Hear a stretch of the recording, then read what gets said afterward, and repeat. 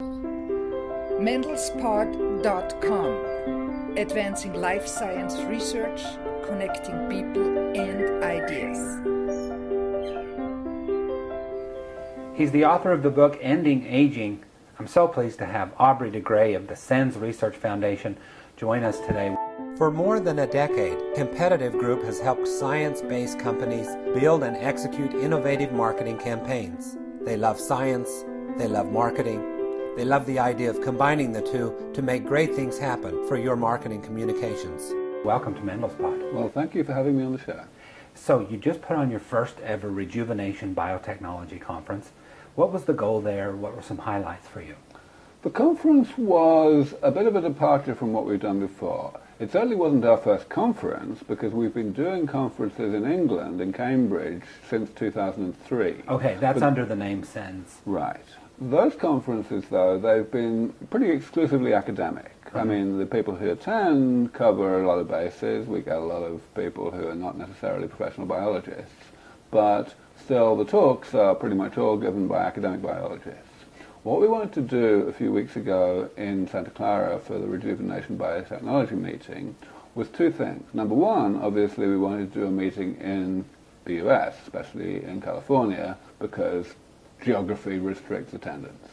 But also, we wanted to make it much more eclectic than the Cambridge conferences. We wanted to bring in a lot of representation from industry, from other sectors like regulation and policy and so on, and we succeeded in that very well. So we had quite an eclectic audience, as well as an eclectic set of speakers. And we also had a very heavy emphasis on panel discussions in this conference. Great. Yeah. We made sure that we had a lot of discussion between people, on stage, between people who did not really have much familiarity with each other's fields. And my feedback certainly has been that that was extremely effective. You mentioned geography. Do you feel a difference between the UK and Cambridge on this topic, the topic of aging, cultural difference among researchers as you do here in Silicon Valley? Well, the first thing I want to emphasize is that the meetings we have both here and in the UK are actually geographically quite diverse. We do bring in quite a lot of US researchers to the Cambridge meeting and vice versa. The real difference is simply, people who are attending on their own hook, they've got to pay the travel and all that. That's the thing that makes the main difference. So in terms of the atmosphere, in terms of the attitudes and so on, there's not really a huge difference. No? I think I would say there's some difference, but it mustn't be overstated. Certainly I think California is the #1 place in the world for vision, for people who actually get stuff done on the basis of really aiming high, which is something that, of course, normally people who are in the private sector, people who want to make money, they want to make money tomorrow, so they're interested in short-term goals. Longer-term goals are a good deal more accepted in this part of the world. In Cambridge, that's also true, but in a somewhat different way. Essentially, Cambridge is a place, and indeed the UK in general is a place, in which the commercialization of ideas is somewhat less of a focus. And I don't think that's for any good reason or anything. I think it's just cultural, really. So really, I think because of that long tradition of science and the focus on science for science's sake. I would hesitate to say what really is the source of the lack of commercial focus and the lack of commercial acumen that we see in the UK. Herman Hauser, a very successful businessman in the UK in the IT sector, who's now mainly working in venture capital, he has been quoted as saying that Cambridge is the town in the world with the highest quotient of intelligence to money. In other words, they're the people who are least good at making money out of their intelligence. And I think there's a certain amount of truth in that. There are an awful lot of people, and I would have to include myself in this, who are really just not very good at thinking commercially. And so I've been very privileged to be able to attract to my team, the team of SENS Research Foundation, people who don't have that problem and who can complement my own skills.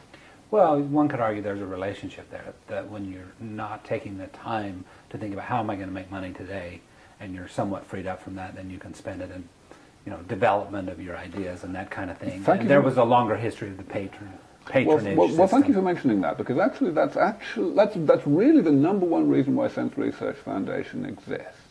We feel that there is a whole bunch that can be done very effectively in the private sector, but it is by and large shackled by short-termism. And similarly, there is a whole bunch of stuff that can be done in the academic sector, but it is kind of shackled by shortage of funding from the government and imperative to get publications out as quickly as possible so as to get promoted and get your next grant application funded and so on. So it's a different type of short-termism, but it's still short-termism. What a charity can do, like SENS Research Foundation, a 501c3 that is funded overwhelmingly by philanthropy, is they can take a longer view. They can give they can get the best scientists in, but they can get those scientists to spend maybe 3 years getting a publication. And when they get it, that publication is going to be absolutely mind-blowing because they'll have been working on the right thing and they won't have been distracted by these short-term goals. But it isn't really all that compatible with the other sectors. This is the first time we've had you on Mendel's Pod, so I want to go back and talk about how you got into this. So you were an undergraduate in computer science back in 1985. This is Apple IIe days, or even before that. I don't know. And then you met your wife, who was a fruit fly geneticist, and she pulled you in that direction. You started managing the database there for. Yeah, so you've basically got it right, yes. I graduated from Cambridge in 1985 in computer science, and I spent the next 6 years or so working in artificial intelligence research. Specifically, I was working on something called software verification, which means writing programs that find mistakes in other programs.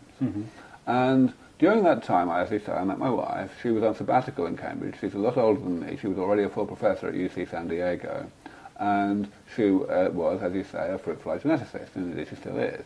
And through her, I learned a lot of biology, of course, not just fruit fly genetics, but a lot of other stuff. But because I learned a lot of fruit fly genetics, I was very well placed to work in bioinformatics in that space, because, of course, I had the formal training in computer science to combine with it. And it turned out must have been very early. I mean, you must have been one of the first. Well, it turned out that the opportunity arose very early on. So I met my wife in 1990, and in 1992 I was in this kind of crossroads because the money for funding my artificial intelligence research had run out, and I had, for the previous, I'm going to say 6 months, had to take an actual proper job writing code for somebody else, and I wasn't very good at it, to be perfectly honest, and I certainly didn't enjoy it. And then my wife was working, by that time, she'd switched into the Department of Genetics at the University of Cambridge, and she was working with, and well, effectively working for, a very old friend of hers, a professor there, who had, on the side, become involved in a new bioinformatics project for fruit fly genetics. And as you said, this was extremely early in that whole space. And he knew me through her, obviously, and he realized that I might be ideal for this post. And so he basically headhunted me, and I took the job because I realized, first of all, I would be good at it, but also that it would be really, really, really undemanding. It would be really easy because, you know, bioinformatics isn't exactly computer science most of the time. And so I realized I would have a lot of spare time and a lot of access to all of the university facilities. And you wanted spare time because? Because I wanted to get back into my research that I'd run out of money for. So I took this job, and sure enough, it turned out indeed to be very straightforward. And I got back into artificial intelligence research for a year or so, around 93, 94. But during that time, as I was continuing to learn more biology, I was beginning to get this funny, really kind of painful feeling in the back of my head, and I was beginning to wonder what was missing in the conversations I was having with my wife and with other biologists. And I began to realize that we were never talking about aging. Ever. Aging just wasn't a topic of conversation among biologists. And what made you think that it wasn't?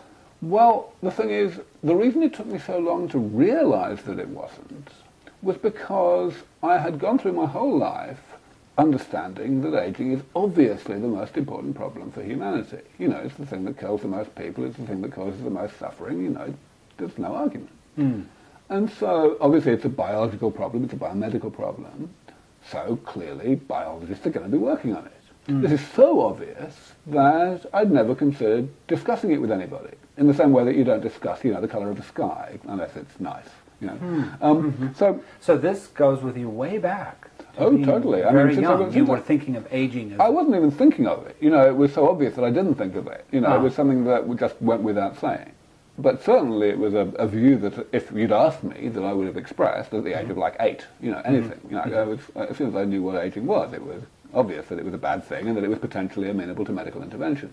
So, I mean, I thought about aging, of course, but I guess I thought about maybe death the way you're talking about aging. Like, you know, well, yeah, death. You know, we have to get around this topic. Well, yeah, so death, I mean, sort of, I guess I understood from very early on that the main cause of death is being sick, and the main cause of being sick is getting old. And, you know, so I kind of knew all that. I mean, I didn't know any details, of course, but, you know, that was so obvious that I didn't really take it any further. Yeah. And so it was only when I was at this age, like 30, 31, that I started having these proper conversations with my wife and other people, and discovering that, yes, it was true. They really didn't think that aging was particularly important or particularly interesting. And I was completely horrified. And eventually I came to terms with it over a period of a year or two and decided, well, look, where am I here? Number one, it seems that I'm only working on the world's second most important problem right now. I was working on artificial intelligence, and I was doing that for humanitarian reasons. I was working on it because I didn't think it's unacceptable that people have to do all this crap, like, you know, going down mines and, you know, serving hamburgers and so on, when we can perfectly well have machines that do all this thing for us, and we can spend our lives doing things that we more enjoy and that we're better at, like, you know, enriching each other's lives. That's what life's supposed to be about. So you've always been a big picture guy, and I've always been what can I do to help? I've always been that person, yes. I've always been very much the kind of guy who wants to make a big difference. You know, back when I was 8 or 9, I decided that I totally didn't want to do anything like, for example, having kids. No way. Because, number one, it's really time-consuming, and number two, lots of other people are already really good at it. So, you know, I want to do stuff that people are not good at, that's going to actually change the world.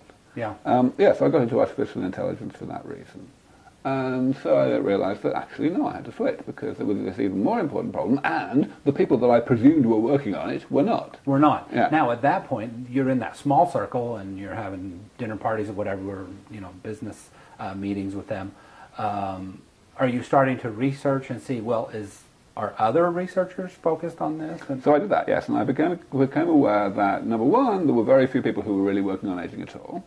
Number two, the rest of biology, most biologists viewed gerontology, the study of the biology of aging, as a bit of a backwater and a bit of a haven of mediocrity that, you know, you couldn't really do experiments in because we didn't understand enough, which was a bad reason for me. Yeah. And because that never worked with other things we didn't understand. And number three, it was even worse than that. At that time, early 1990s, pretty much everybody who was working in gerontology at all, even the people who were working in it, had pretty much given up on the idea of doing anything about it. They were treating it as a basic science. They were trying to understand it better in the way that, you know, cosmologists try to understand the universe. Or seismologists. Okay, that's a better example. So seismologists, they understand that what they study is bad for you, right? But they don't have any particular aspiration to doing anything about it. They just say, you know, well, let's try and figure out how to get out of the way more reliably. So I figured that, like, we need to actually have some guts and put some serious effort into figuring out proper methods for intervention. And so I spent a few years on that. I got very lucky. I was able to get into a particular area of the biology of aging, the accumulation of mitochondrial mutations, in 1995, I guess. Why do you say you were lucky? Well, I was lucky because it turned out to be a very fertile area. It turned out to be an area in which the community had gone down a bit of a rabbit hole, and they were trying to look for explanations for what they were seeing, and they weren't finding them, and I found an explanation like that, simply because I came in without all the conventional wisdom. You know, this is obviously a classic story in science. This happens so often.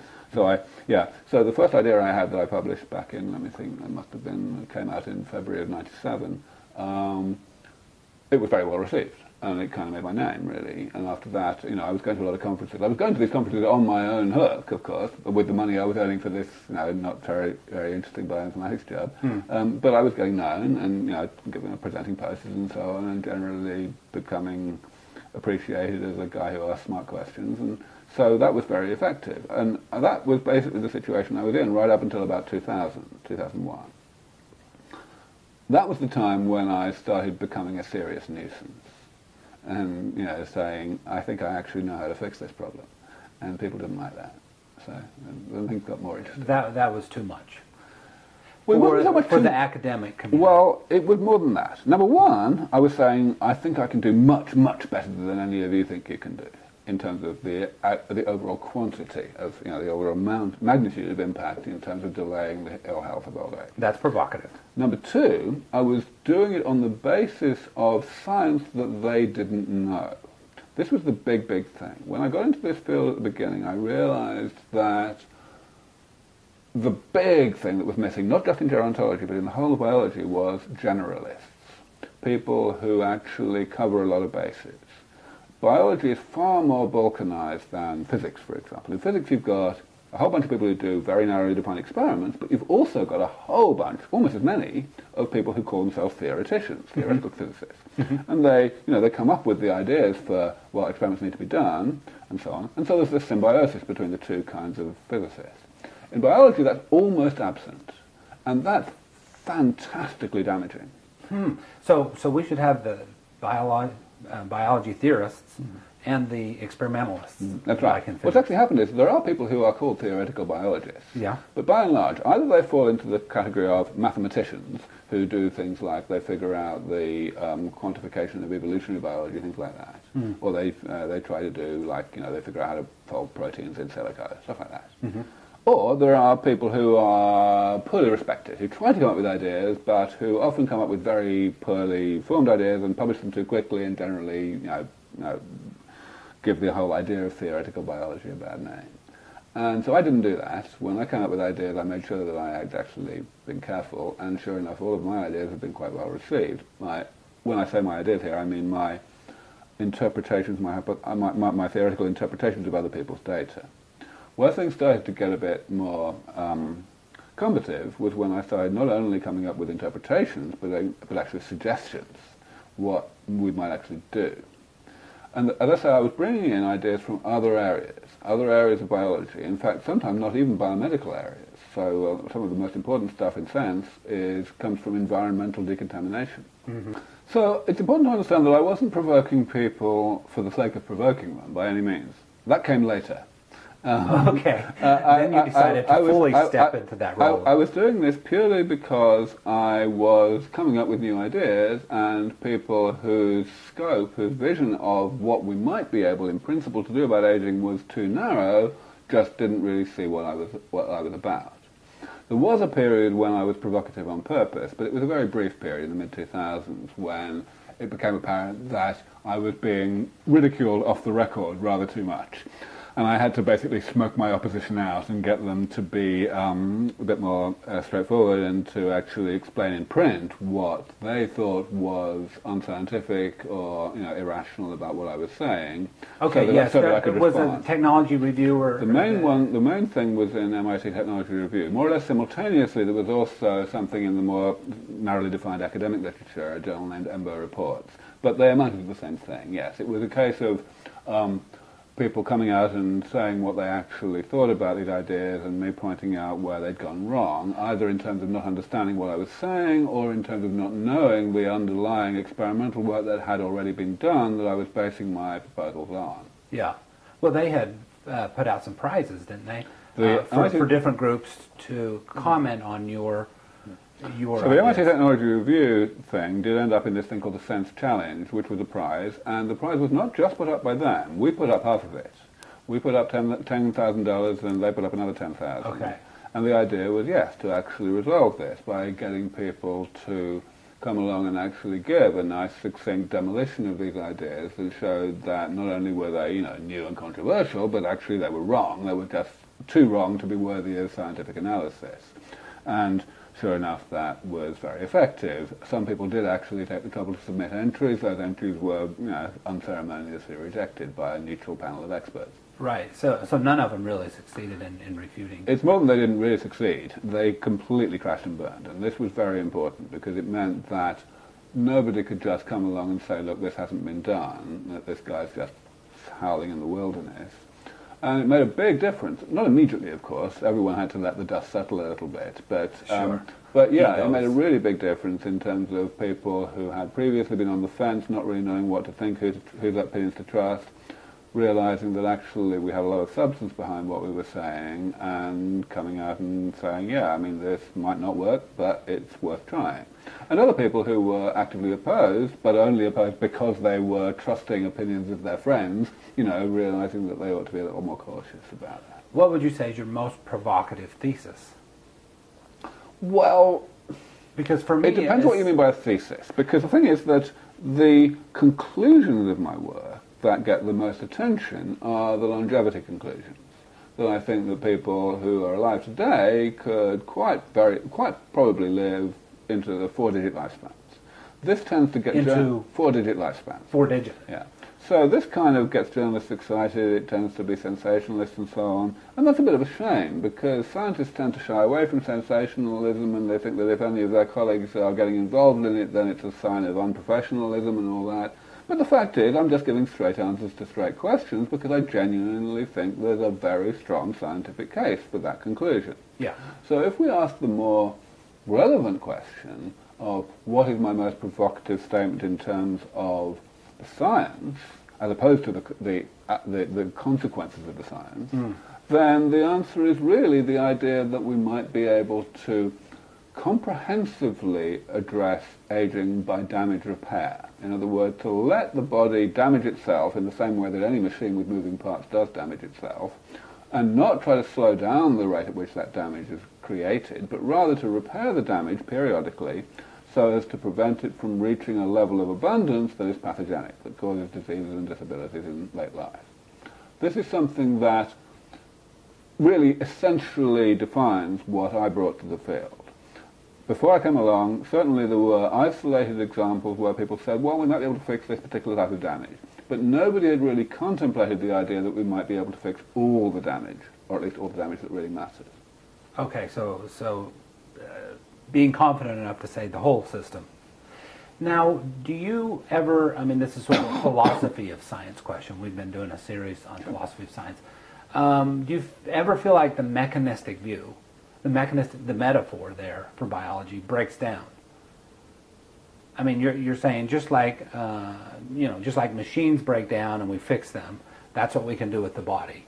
But is the body really a machine? I mean, I think we can certainly say that the human body is a machine. We're not saying that the human being is a machine. We're not taking any particular position on what aspects of the body are non-physical, the nature of the soul or anything like that. And the reason we're not is because one thing we do know is whatever the nature of the soul or consciousness or anything non-physical is, it's certainly trapped inside the body for as long as the body is functioning. Okay, and I'm not really going there, actually. I'm really with the body. So, so the question then is the body a machine? Now, well, the question is this too reductionist of you? Right. So if we ask, is this too reductionist? Well, first of all, we can ask, what are the features of the human body that contrast with simple man-made machines that might make us think that this classification of the human body as a machine is invalid. The only thing that really comes to mind is the fact that the human body is so good at repairing itself, that it has so much inbuilt self-repair machinery that we last as long as we do. A car has a little bit of that, I guess. You could consider that the oil... Better oil, yeah. Yeah, right. The point is what the oil does. It gets rid of rust in the bits of the engine and so on. You have to replace the oil every so often, of course, but the point is that is preventative maintenance. The oil system, as it's built, could be regarded as a self-repair machinery within the car. We have this vast panoply of self-repair machinery that gets rid of byproducts and waste products and so on, and replaces cells. And so it might look as though that means that we're really different from regular machines. But actually, if you think about it, that doesn't really add up, for two reasons. Number one, it's only a difference of degree. We have more of this than they do, than simple machines do. Number two, we still don't have it all. Still, what we have is a whole bunch of different machinery that does automatic self-repair, but still there are gaps in that. There are still certain types of damage that accumulate, certain types of change to the molecular and cellular structure and composition of the body that occur throughout life as clearly understood side effects of the way the body normally works. And that eventually accumulate to the point where they impair the ability of our bodies to keep going, and eventually prevent the body from keep going at all. So we could talk about the periods of your career. There was sort of the awakening there in Cambridge when you met your wife, and then just asking that scientific community, hey, why aren't you focusing on aging? Then there was the provocative period, maybe. Now, in the age of Google coming up with Calico, and Craig Venter and Peter Diamandis, who you mentioned, founding human longevity. I mean, they put it in the name. So obviously the community's come along. You told me recently at the conference, the community's come to you, really. What would you call this period for you? It's very gratifying that the community has caught up with what we've been saying for all this time. Of course, the whole community hasn't caught up by any means, but we're definitely seeing visionary people like Larry Brage and Sergey Brin putting major money into this, the world's most important problem. That is fantastically heartening for me. Furthermore, the way they did it is fantastically heartening. The way that they decided to form an entity and bring in people who really knew how to run large companies and actually take things not just from the bench to the next bench, but from the bench to the bedside. 15 years ago, Larry Ellison did more or less the same thing. He did it in the non-profit sector. He created a 501c3, a foundation, and it achieved almost nothing.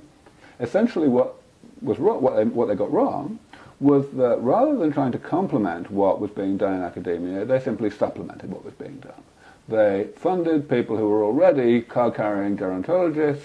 They funded the same ideas to be done a little bit more. Essentially, they just added a couple of percent to the NIA pay line.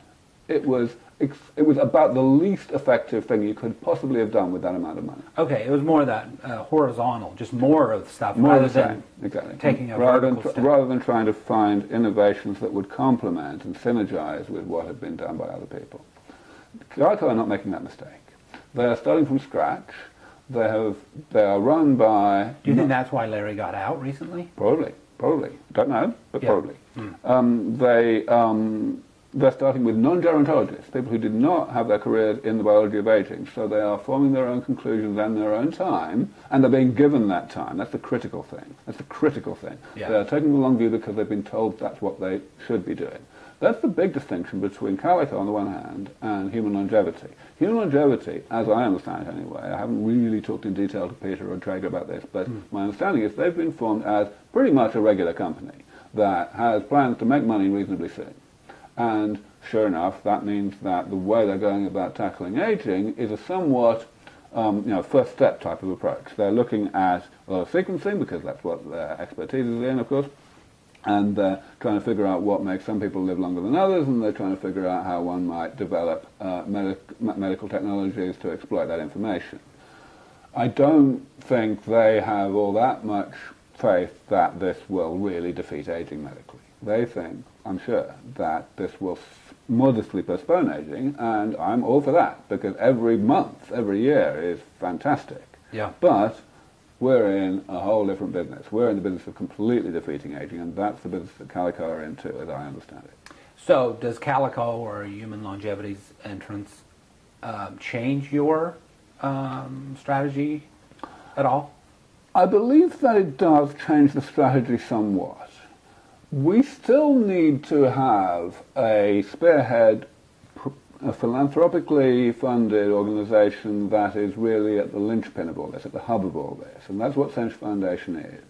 And the reason we need that is because any particular other organization may move in a direction that neglects something that is in fact vital. Our view of the nature of the biology of aging and how to fix it is that aging is a chaotic, relatively uncoordinated process, somewhat coordinated but not entirely, and therefore that attacking it comprehensively is going to be a divide and conquer job. It's not going to be a case of some magic bullet, that a single thing that fans out and fixes everything, or like magic. Therefore, you've got to get all the bits. If you fix half of those bits in the divide and conquer strategy, you're not going to get anything to speak of. You've got to fix all of them somewhat. You haven't necessarily got to fix all of them, any of them completely, but you've got to fix all of them fairly well.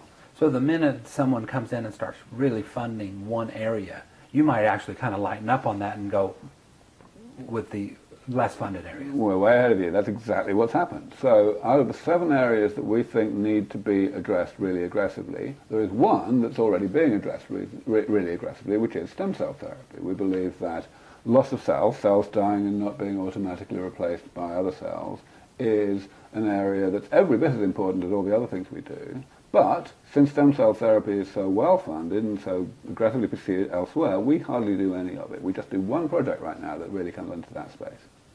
Okay, yeah, interesting. So when you wake up in the morning here in the Bay Area, or whether you're in Cambridge, what thought keeps coming up to you that, oh, I have to get on this, I have to do that?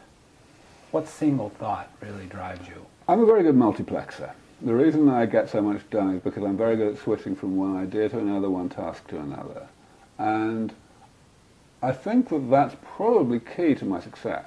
I think that in a space like this where you've got to be doing a lot of things at the same time, and I'm not just talking about the divide and conquer nature of the science here, I'm also talking about switching between the science and the outreach, doing interviews, doing talks, doing traveling and so on. You've got to be that kind of guy who doesn't have much downtime in terms of switching between one task and another. Yeah, I mean, how do you balance that? For instance, you have taken on this role of sort of being the visionary and talking to the media and promoting it and looking for a paradigm shift, which really has nothing to do with the science, except that it needs to be based on science. But then there's the actual, funding the research and making for sure the science is happening, so you can go back to those people and say, see what we did. Sure. Do you try to do like an even mix of that? Or?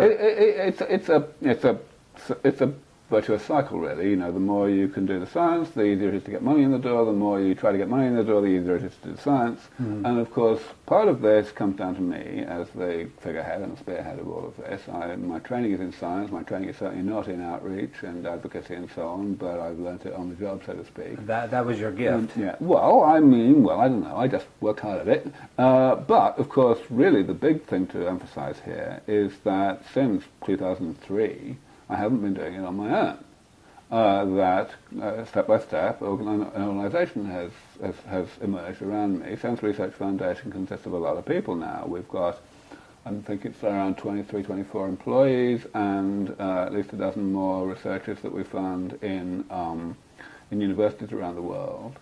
And quite a few of the employees do not work on the science, they work on complementing my skills. They're the managers, they're the outreach people, the marketers, the admin people, and so on. And without them, we couldn't possibly be where we are today.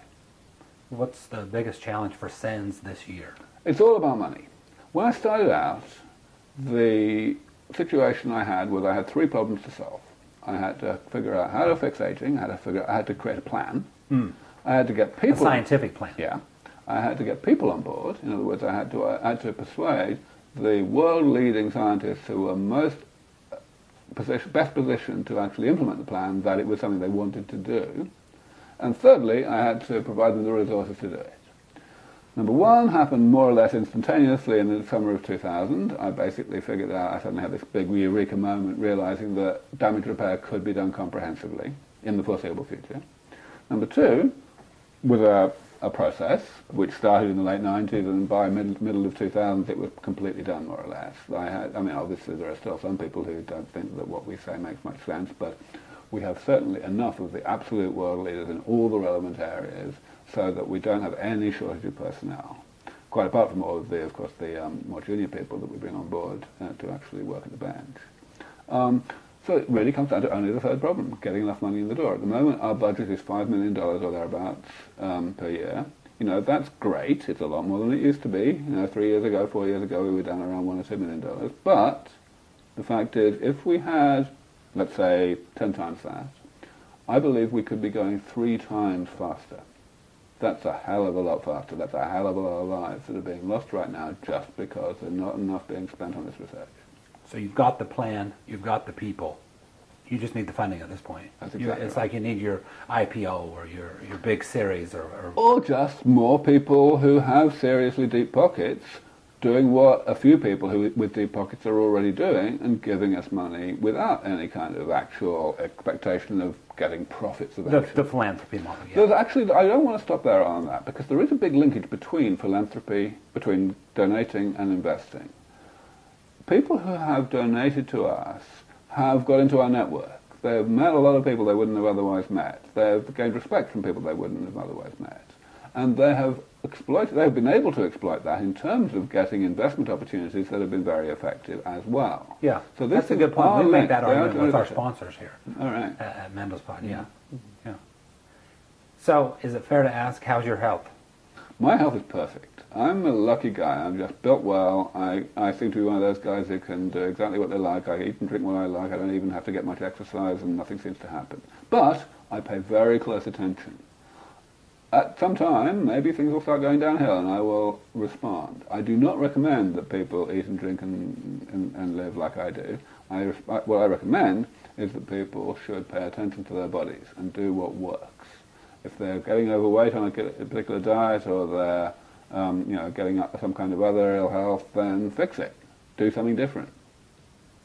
Aubrey de Grey, Chief Scientific Officer at SENS Research Foundation. Thank you for joining us. Thank you very much. For more than a decade, Competitive Group has helped science-based companies build and execute innovative marketing campaigns. They love science, they love marketing, they love the idea of combining the two to make great things happen for your marketing communications.